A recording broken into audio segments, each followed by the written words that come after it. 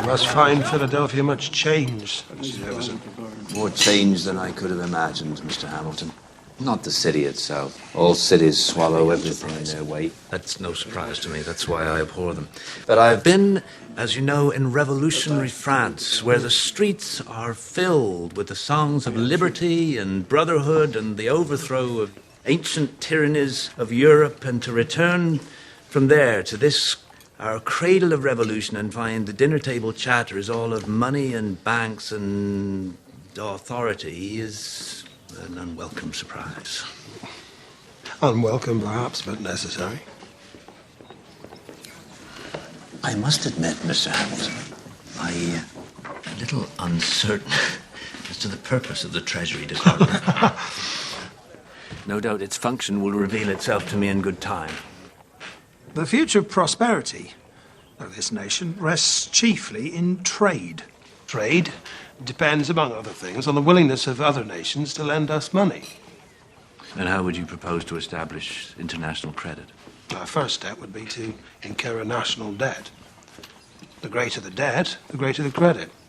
And to that end, I have recommended to the President that Congress adopt all the debts incurred by the individual states during the war through a national bank. The idea being that if the states owe Congress money, then other nations will feel more inclined to lend it to us. If the states are indebted to a central authority, it increases the power of the central government. You have it exactly. The greater the government's responsibility, the greater its authority. The moneyed interest in this country is all in the north, so the wealth and power would inevitably be concentrated there in a federal government, to the expense of the south. If that is the case, it is unavoidable if the Union is to be preserved. I fear our revolution will have been in vain if a Virginia farmer is to be held in hock to a New York stock jobber, who in turn is in hock to a London banker.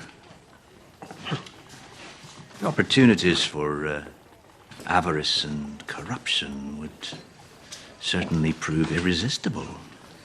Well, there you have it, as I have heard said. If men were angels, then no government would be necessary. Well, sadly, that is very well said. But there can be no question. Our nation cannot bind together without powerful central government.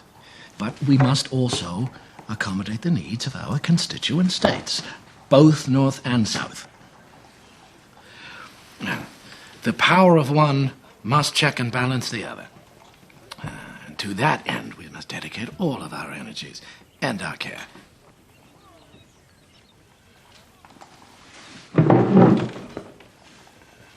I would like to